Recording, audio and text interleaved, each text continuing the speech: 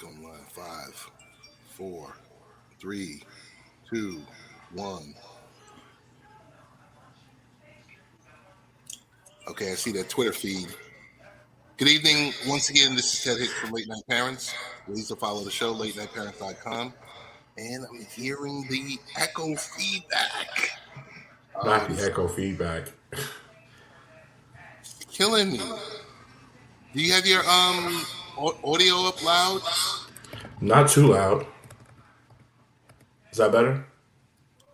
1, 2, 1, 2. Is that better? Yeah. Okay. I can hear you just fine. Okay. So, had a rough start.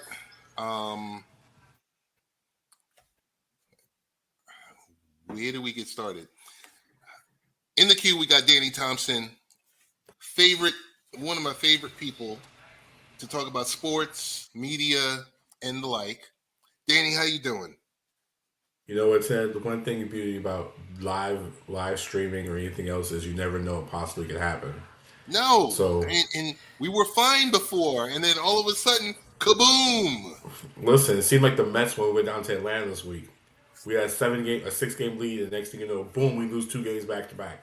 Yeah, I know. But do we even know what happened tonight? I think they're down. Probably. DeGrom pitched tonight. We lost 3-2. We lost. We can never support Jacob DeGrom. He's cursed. Well, actually, DeGrom gave up 3 tonight, so. But I'm saying we can never support Jacob DeGrom with run support. Ted, listen, he gave up 3 runs tonight. DeGrom is never supposed to give up 3 earned runs in a game. Yeah, that's true. So that's true. They took 3 from 4. They took 3 or 4. Yeah. So they're still up 4.5. I think it's 4.5. I think it's all 4.5. right. That's fine. I mean, you would have liked the 2-2 split. Yeah, to keep everything even. But we took 4 out of 5 2 weeks ago. Yep. They take 3 out of 4 this time, so yeah, I'm okay with that. I mean, actually, it's 10. It's 3.5. Actually, now it's 3.5. We're down to 3.5. Oh, it's 3.5. Okay. Well, and now I'm a little nervous. And then we see them the final week of the season, I think, in Atlanta. Ooh, boy. Yeah, the schedule makers didn't do us any justice by putting the 10 of the first 13 games in New York. Right. But that's okay. That's how it's supposed to be. If you're 3.5 up with 3 to go, hey, you win the division. Listen, and this new format is you just got to finish the top 2. You got to have one of the 2 best records.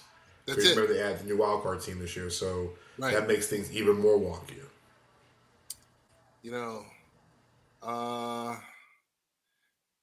Brett Beatty? Yes. Called up from Charlotte, first game, home run.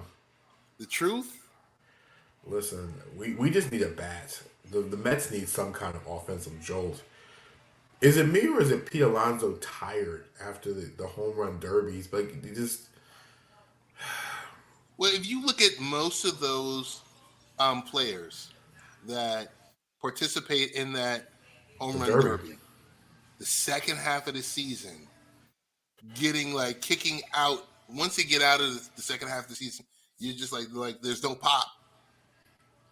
What, I think Rodriguez got hurt, I think 1 or 2 games after the break for Seattle. Yes. Soto got traded, and he hasn't done Juan Soto things. What, Polar Bear has not been hitting like he should be hitting. Yeah.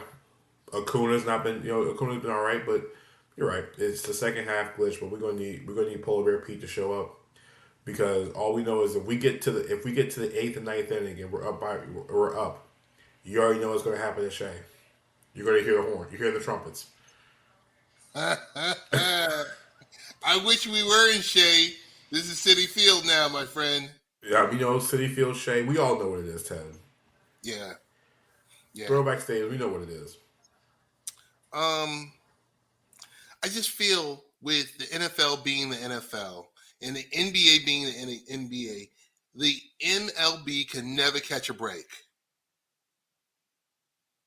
No, Ted. Listen, two strikes, and the fact of the commissioner is still clueless on how to promote Worst. baseball. The worst. And it's crazy because baseball. This is the most televised baseball I've seen on the multiple networks.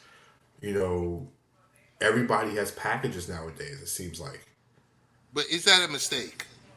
No, Ted, it's the more the merrier. Ted, you have three of the four major networks literally participating in baseball in some sort of way. ABC, Disney, ABC or Disney, which is basically ABC, ESPN, is in one side. You have Fox on one side. You have NBC using Peacock. So the only network that's not involved in baseball is CBS. Right. Unless you really count CBS as part of the Turner family, then you got something for everybody. It is when it comes to the NBA, but It's like a distant cousin. yeah. Um, I just, I've had discussions at work with other baseball fans, and we sit and we talk about for the median baseball age is 57. Okay, so for the older folks, it's hard, Danny, to sit here after all these baseball packages are carved up, and you sit here and say, okay, I want to find the Yankees, and I turn to WPIX, and I'm like, where are the games? And they're over there on Amazon, Mm-hmm. or Sunday you're sitting there and the games are on Peacock, or Friday nights they're on Apple for double headers, and you just like, I'm like, okay, you've just asked someone to purchase three streaming services. So And I mean, I then, get it. We're all greedy. We all want the best of the best. We want to squeeze every last dollar out, but does that benefit the casual fan? but I think Ted, the problem is, you mentioned the baseball demographic being 57 years old. Mm, They're not doing a service to attract the younger audience. mm-mm. I mean, yes, you put it on every streaming service, but here's the thing: baseball players, as much money as they make, they're not marketed very well. You No, know, we're looking at Shohei Ohtani, who's doing amazing things. But just the other night, was it last night? I think he was like the first player to hit a home run and a triple in the same game. I think he started as well too. And the problem is the Angels are so trash that every time he breaks some kind of record, they end up losing. You have Mike Trout and Shohei Ohtani on the same team. That sounds like Kobe. It's like Kobe and Shaq. When it comes to the talent on baseball rosters, and they can't get it together. To get them marketed correctly. Even without Fernando Tatis in San Diego, you're looking at one of the most talented teams in Major League Baseball. A park that stays full, but no one knows about it. so I want to You stop you for mentioned a second. I want to stop you for a second. This Fernando Tatis, didn't he sign the mega deal already? he signed it. He signed it. Then he got into the accident. He hurt his wrist in the offseason. I think it was an accident on a Mm, motorcycle. He was nursing his way back to health. Was okay, literally about maybe a week away. He was in his final stages before he was going to rejoin the lineup. It got popped.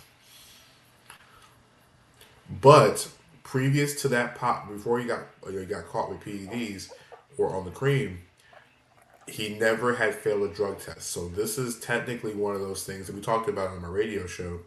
Yes, he did get caught with PEDs, but because of the fact that he's never failed a drug test before, and this happened in a season where he hadn't played one single game all season, does it really affect his legacy that much? Because it wasn't like he was hitting the baseball anyway. He right. was out. He was injured. He was recovering from injury. So it's going to hurt the fact that you're going to see one of the most talented players and a marketable name not available for the playoffs. When you need ratings, and baseball is, you have to market players. He's 23, 22 years old. I He know. should be on everybody's list. He's the cover guy of MLB The Show. He's the guy, 2 years ago, he's the guy that's the face of baseball. And he'll be faceless as the Padres fight for the wild card, and he won't be there. Right. Big shout out to Tony D. Thank you for chiming in. Hope you feel better, my boy. Um, we won't delve too deep into MLB because I know we're tight on time. But I like to bob and weave around the major, sports organizations. Word came down yesterday about Deshaun Watson. 11 games, $5 million. Is this a win for Deshaun Watson? He better not appeal. This is where we are at this point. You Agreed. know, the if Roger Goodell really wanted to suspend him for a year, they should have just put the hammer down from the very beginning, went through arbitration, called it a day. Now, this is what we call the perfect example of compromise. All right, the 11 game suspension is compromise. I Okay. know we're not here to discuss whether Deshaun's innocent or guilty because by two judges in the state of Texas, he is considered innocent of the charges he was accused of. But at the end of the day, whether he was charged or not, he broke the player conduct policy. And not only did he broke it, he drop kicked it, threw it, drop kicked it, gave it the figure four, and made it tap out. Because we've never seen anything like this. A guy gets hit with 25 charges, 25 accusers, 25 different things.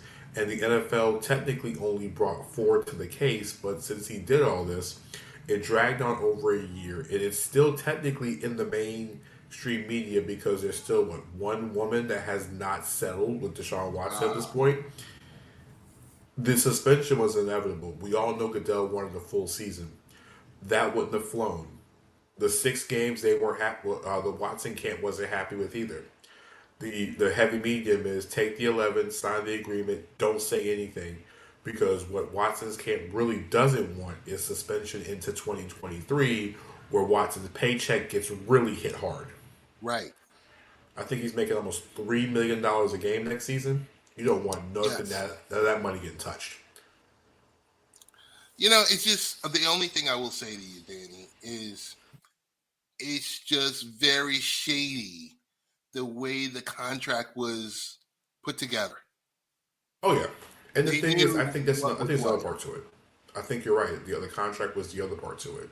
I Yeah, think if the Cleveland Browns would have done a regular contract instead of trying to backload it so the first year won't get touched, the 6 game suspension and Watson losing 6 game checks would have been the equivalent of almost what $15 million on top of the 6 games. The right. NFL would have been, I think they would have been okay with the 6 games, but because of the fact of they didn't touch it, and he's only making $1 million in salary, what is that? What kind of punishment is that? It's nothing. So they got 5 million. It's supposed to go to charity, and then it's supposed to the NFL and the Browns are supposed to give 1 million apiece to other parts of it. So Deshaun lost something. I was not a fan of the 11 game suspension. I still say he should have got the whole year because he made the NFL look completely stupid. But I get it. Other players got 6. Watson should get 11. It is what it is. We'll take the compromising. We'll get up on our way. And now I'm looking at StubHub ticket prices for that Browns and Texans game. It's almost $100 a ticket for Watson's first game, and that first game will be week 12, week 13 in Houston, of all places. Yeah, that's some stuff. That's some stuff right there. Hey, let's um really quick dip over to the NBA. I guess we'll talk about two divas. Maybe we shouldn't call them divas. Two icons. What's the deal with the latest with Kevin Durant? So I broke with that. There's really nothing to it at this point. If the Nets will move Kevin Durant, it'll be after December 15th when all players who signed extensions will still be available to be traded. You hear the word about DeAndre Ayton. Ayton has a no trade clause in year one because of the offer sheet that was signed, and he has that right to do so. The only team that Ayton cannot be traded to is the Indiana Pacers because they put the offer sheet on for him. If you're Brooklyn, if you're going to make sure that Kyrie Irving and Kevin Durant come to camp, that's what you Okay. got to do. Make sure they come to camp.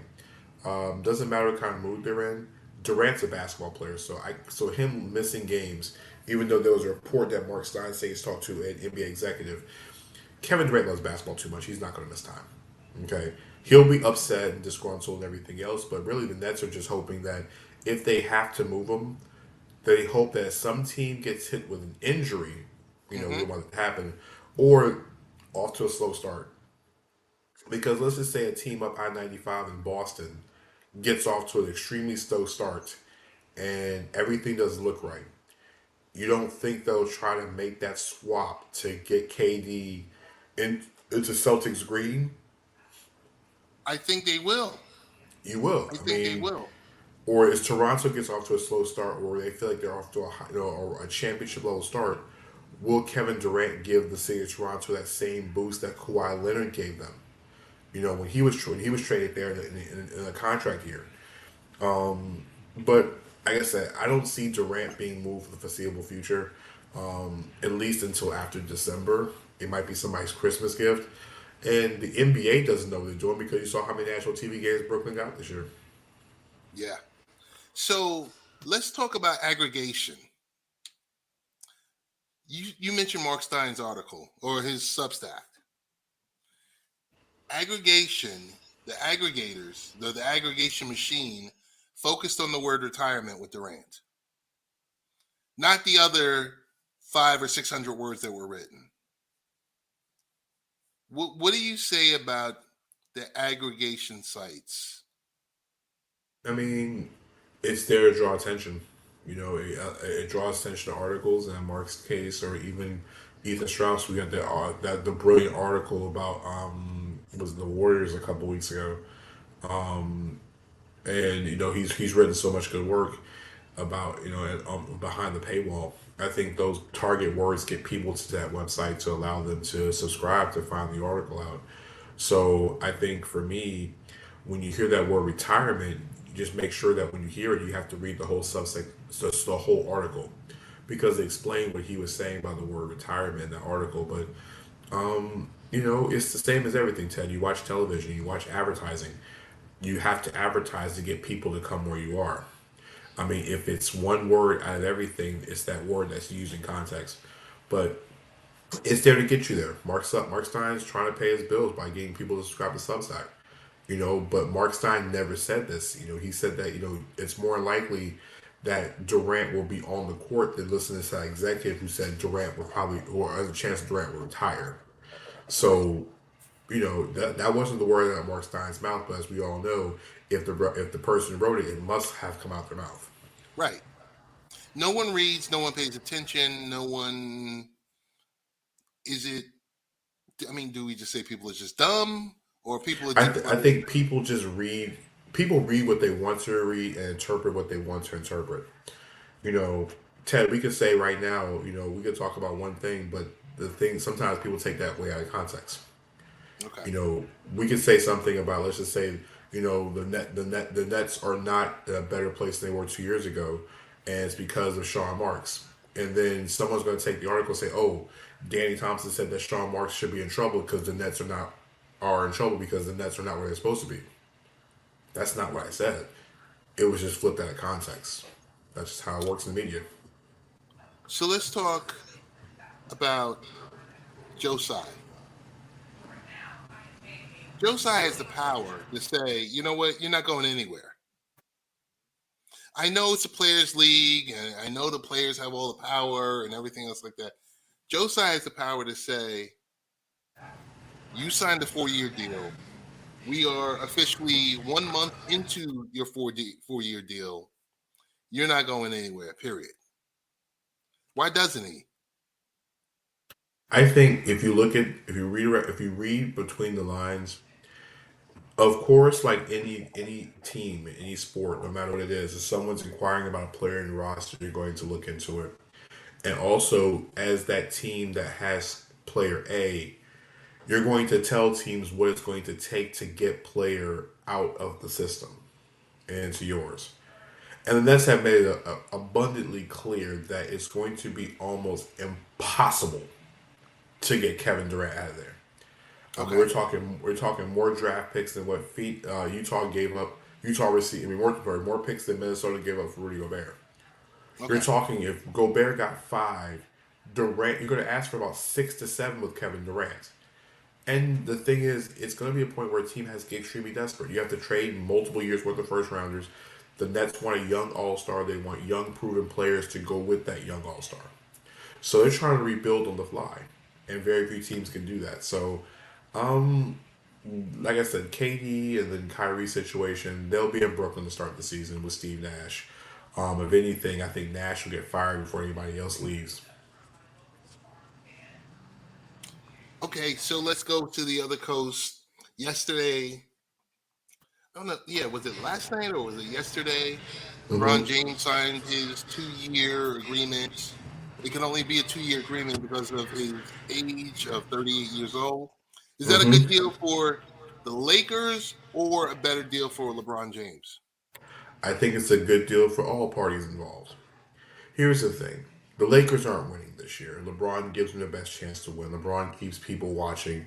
The Lakers have, 30 games on national TV. People will be watching the Lakers because guess what? LeBron James should hit the NBA scoring record hopefully sometime in late December, early part of January, barring any type of injuries. What this does for the Lakers is that you keep that window open for 2 years with LeBron James and Anthony Davis. You make sure they try everything possible. If you trade Russell Westbrook or let it come off the books next summer, you add Kyrie Irving. You'll figure out what it is. And so the Lakers have all that attraction for them for the next 2 years until you get to the 24-25 season where LeBron James and Anthony Davis run player options and there's nobody else on the roster but second round picks that they'll acquire over the next 2 years. This is perfect because if you're a LeBron guy, you get all the money you're looking for, and you still get to opt out to go play with your son in 2 years when I think Bronny will be in the NBA. Now this gives the Lakers even more goodwill with Rich Paul because hey, I'm paying a 39-year-old LeBron James $47 million next season, which allows you to say, okay, in 24-25, I've done your guy a favor. Right. Now you could either help us stay and rebuild this team because you have the clientele to help us do it, or B, we start over. We can pretty much bring in who we want, and we can go from there. I think the Lakers, by signing LeBron, allows them to take a fish in 24-25 and say, hey, listen, we scratched your back, now you scratch ours. And that one player is not LaMelo Ball. It's a guy that was in a movie called in a movie this summer about basketball that was also executive produced by some guy named LeBron James, and that player is not Juan Herngomez, it's Anthony Edwards. Okay, gotcha. Uh, Let me see if I had a follow up. I think I had a follow up on. I'm gonna leave it there. So follow up question is, what does it mean to LeBron James' legacy that he could eclipse 40,000 points by the end of this 2-year commitment? I think it's to LeBron once he passes Kareem is putting a number up that nobody else will touch. I mean, if you're LeBron James, you're going to give it everything you have once you break the record to be able to put a number that nobody in this league is going to touch. I think 40,000 points is just an amazing feat, especially with the fact of you'll have close to 15,000 rebounds and close to 15,000 assists potentially. Those numbers are just insane altogether. So I think LeBron is motivated to get to the 40,000 because no one's ever done it before. Got it. Got it. Last topic. No, there's 2 more topics. Okay. One quick one. Does the WWE get sold within the next 2 years? Yes. Okay, and to who? I think it's Netflix. And not Fox Sports? Here's the thing. Netflix already has I know you're saying, wow, they're a third streaming service in 5 years. But hear me out on this one. Yes, they're in bed with Peacock on this whole entire ad thing, this whole entire streaming service thing. And, it works out perfectly. But if you think about it, Netflix and the WWE go hand in hand together. Let's take away the Vince McMahon documentary and look at Netflix as a whole. Netflix is looking to get into sports. Their F1 show is amazing. Before we Yes. hopped on, I just finished watching the Untold, the first episode of season 2 of Untold with Manti Te'o. They're doing groundbreaking documentaries at the same time, which allows you to get into the inner parts of whatever they're discussing. You give Netflix, who's looking to get people to subscribe to them, the WWE library because they have the ability to catalog it, along with wrestling events that people can watch. You're drawing a different demographic that does not have it. And on top of that, the WWE, who is expanding internationally, can also be able to take in on it because I think Netflix is now going into Indonesia, and that's another 150 plus million people in Indonesia.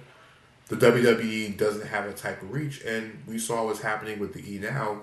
If you watched NXT last night, the live edition, you had Braun Breaker and Tyler Bate, who was the NXT UK champion, in the same ring together because they're going to wrestle, but WWE UK will be no longer existent in September because it becomes WWE Europe.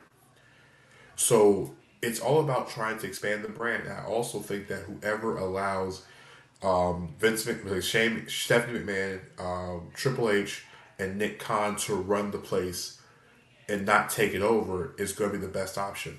And I think Netflix is perfect for the programming. I think their programming is perfect. Can you imagine what Netflix would do with Talking Smack? Yes. Yes. So that's my thought. So, I think it's Netflix. so you Fox is mentioned great, that. but Fox don't have a streaming service. Yeah, and you don't need one. And we'll get into that. I think yes, they followed the Dana White Hmm. situation and let him run it or let her run it, and you basically become the bank. I agree with you on that. Yep. Um, Last item. Let's talk about Big Ten. Oodles of money. You're talking So about the six major sport and professional sports now, and yes, that's kind of yes, collegiate now.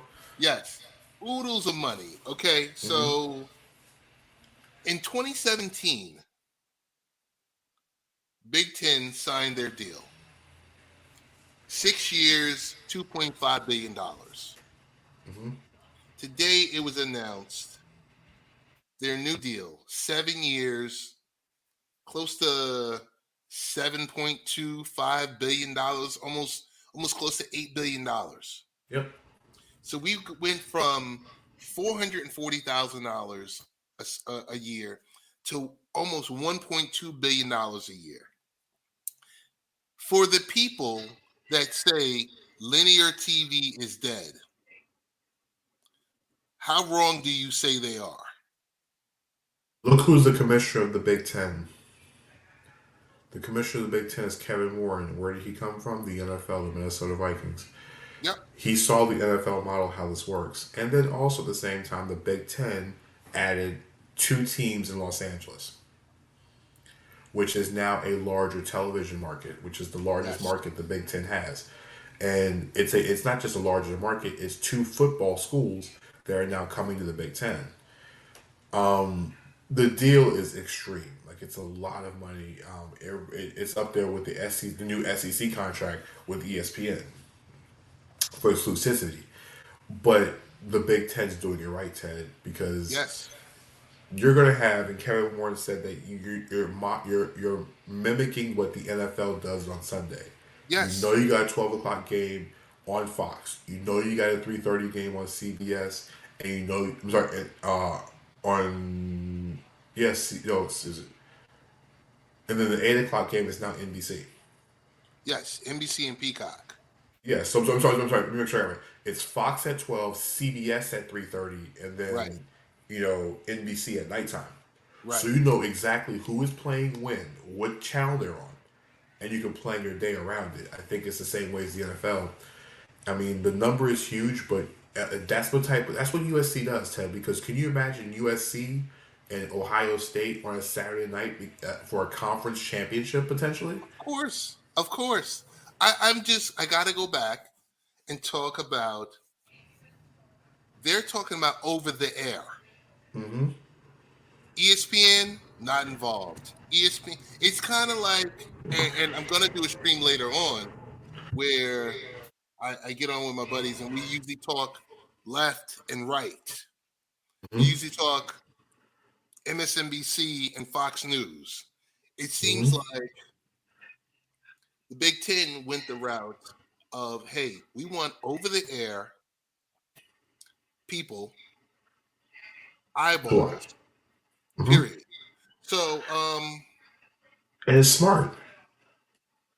my question for you is, how important is the Notre Dame and NBC deal when it comes up to be renewed? Because right now it's about no, I think it's north of $22 million a year, 22 to $25 million a year. I'm hearing it could go. The new deal could be 75 a year or more. How important is it for NBC to have that Notre Dame at 3:30 and the evening game at 7 or 8 o'clock Eastern time for the late game? I think it's super important if you want to keep college football on the map. But I think now, I think what's more important to NBC, in my opinion, besides keeping Notre Dame, is now you want to put your hat into the championship series mix.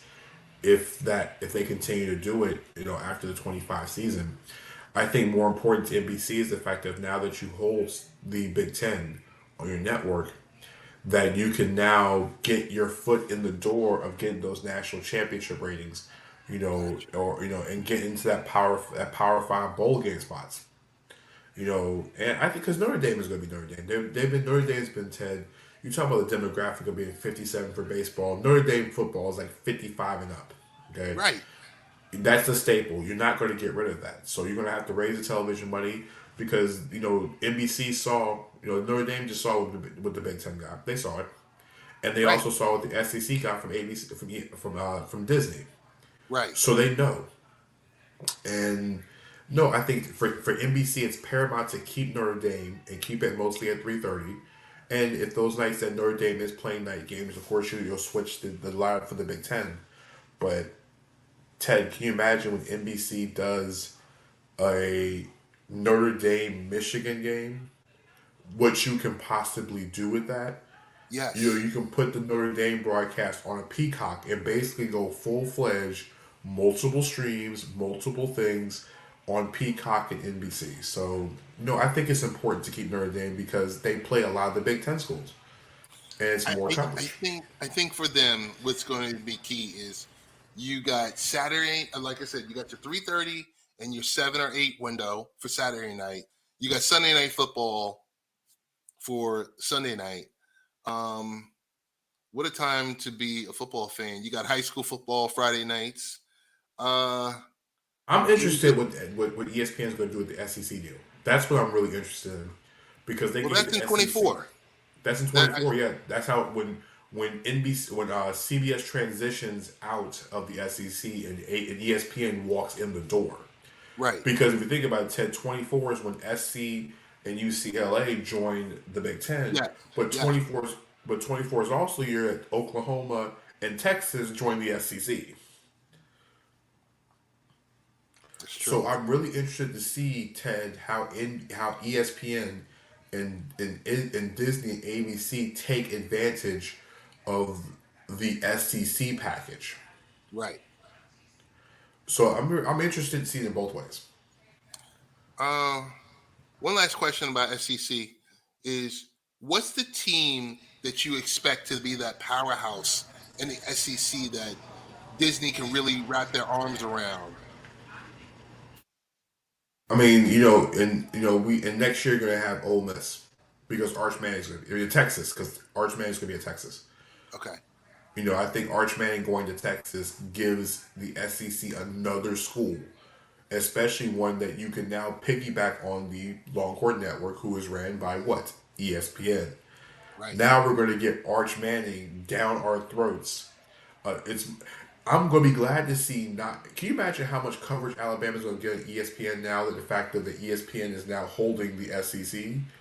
But Yes. now you have another storyline. It makes Texas involved in it, you know, and you just see recruits going left and right. But I think Texas is the next big thing because of Arch Manning. Um, I know I said I only have one more question, but tell me, when you see money thrown around like this, 7 years, $8 billion, at what point outside of the NIL, at what point do we start to really take care of these student athletes? In college sports, I think the NIL was brought in, I think, to even the playing field, Ted, but I think NIL will change when you start getting this conference money moved up even more. I think that you said $7.2 billion for the Big Ten on the new package, and Ted, these players and these schools aren't getting any of it. At Right, some point, it's going to have to bend and break, where you're going to have to give one or the other. I think these television deals are going to force teams to give NIL money more. I mean, Texas Tech got what $25,000 a player, for football. Can you imagine right, now that the SEC is going to have to be getting this extra money, or the Big Ten's getting extra money, that you start seeing Northwestern or your Vanderbilts giving these guys $30,000 because hey, we just got 7.2 billion, and our share allows us to get an additional, you know, 200 to 300, $400 million throughout the deal. got it, got it. It's going to make it hard to recruit.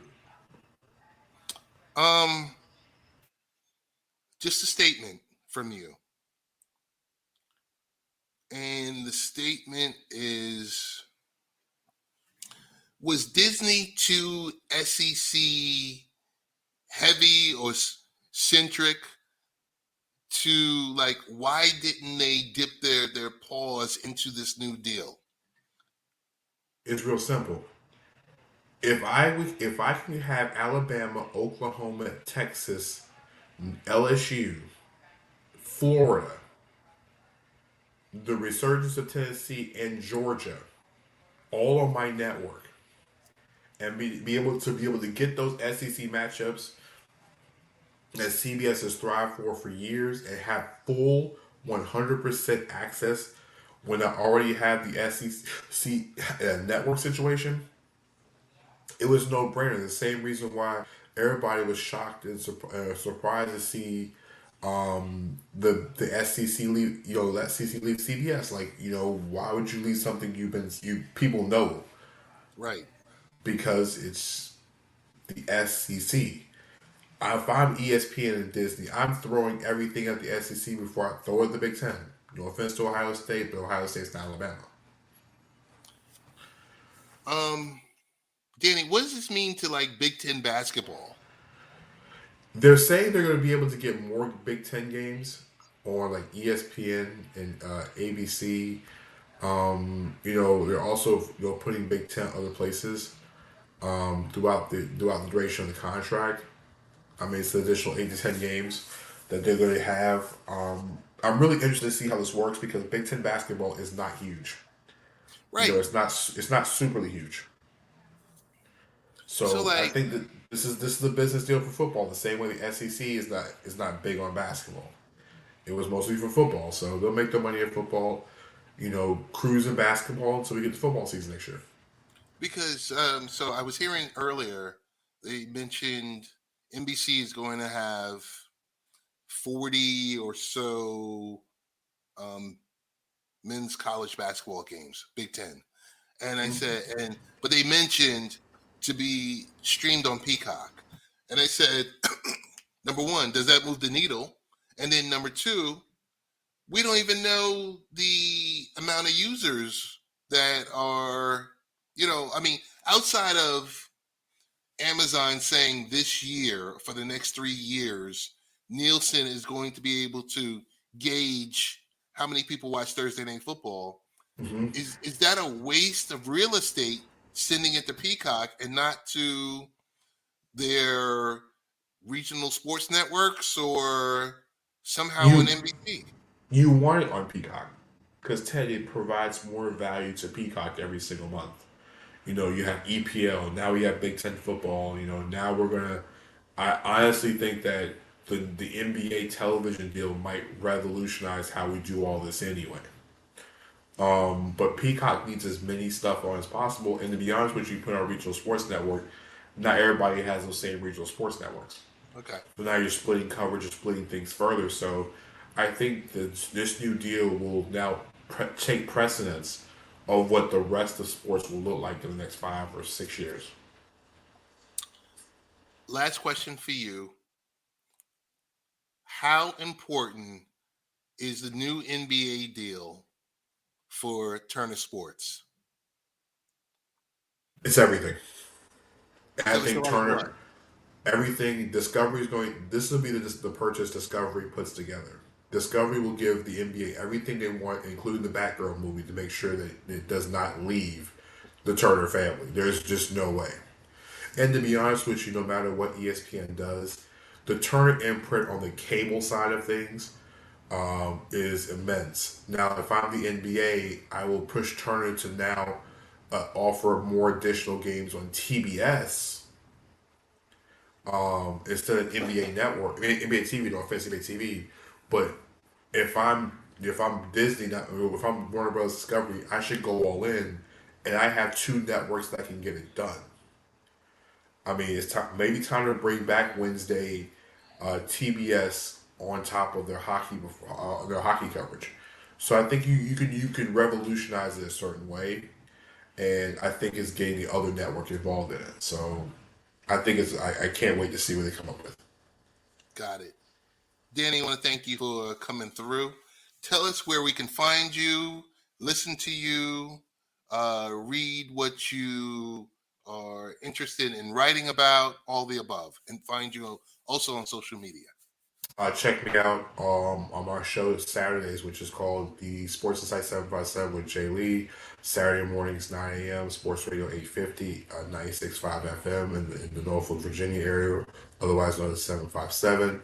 If you want to stream the show live, go to our Facebook page, which will be on Facebook as Sports Insight 757 or the Sports Radio 96.5 Facebook page. If you're on your app, just download the Sports Radio 850 app on every single downloadable store, Google Play, Google Store, the Apple iTunes Store, so on and so forth.